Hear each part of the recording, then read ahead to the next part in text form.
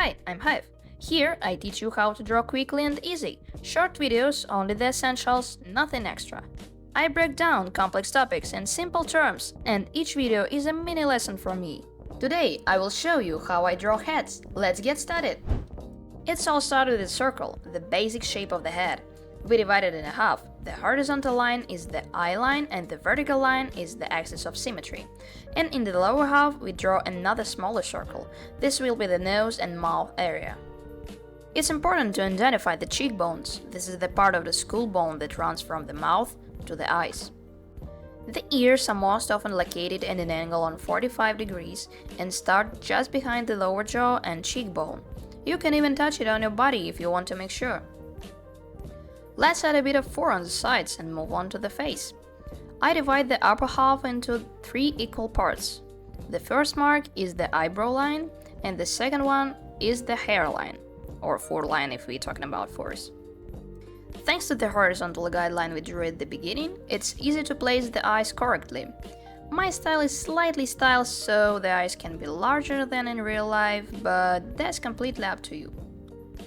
Next we move on the nose and the mouth.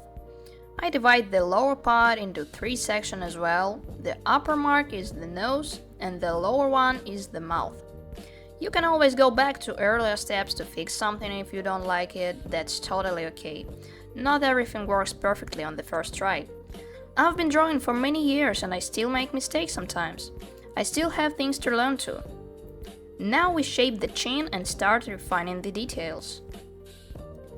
I want to talk a bit about proportions. You can take the exact same drawing, slightly change the proportions, and end up with a completely different character. For example, if we make the muzzle, chin and brows bigger and reduce the eye size, we get a more mature wolf. If we change the angle and shape of the ears and nose and make the muzzle shorter, we get something closer to a snap.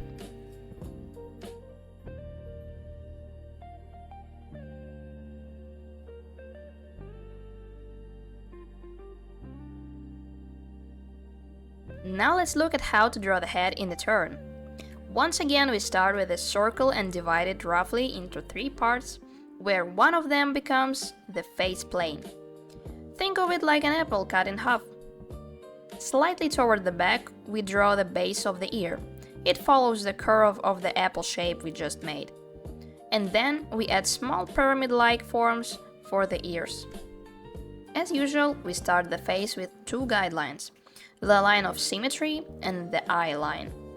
At the bottom, we add a small circle for the nose and mouth area. To place the nose correctly, just extend the symmetry line forward along the muzzle.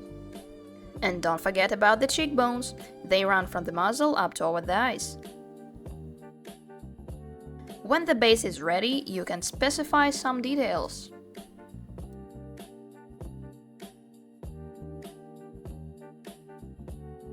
For the eyes, we already have a guideline to work with.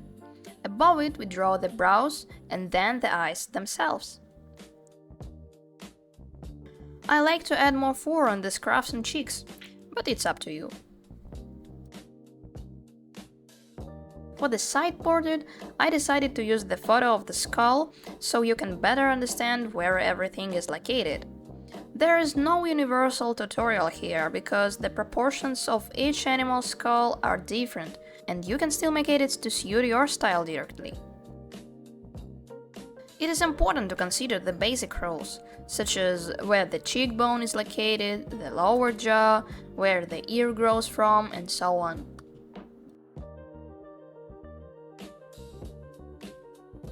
I want to spend some more time on the transformation. Feline's ears are positioned slightly more to the side than some canids.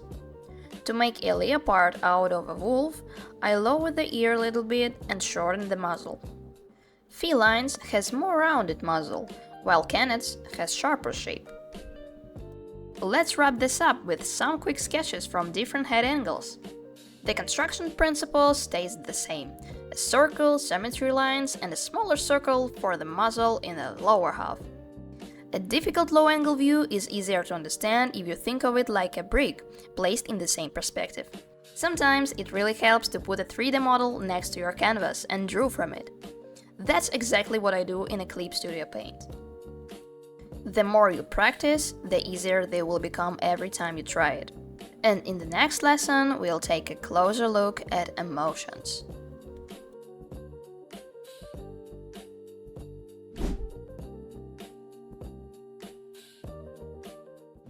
Thanks for watching! You can subscribe so you don't miss the new tutorials. See ya!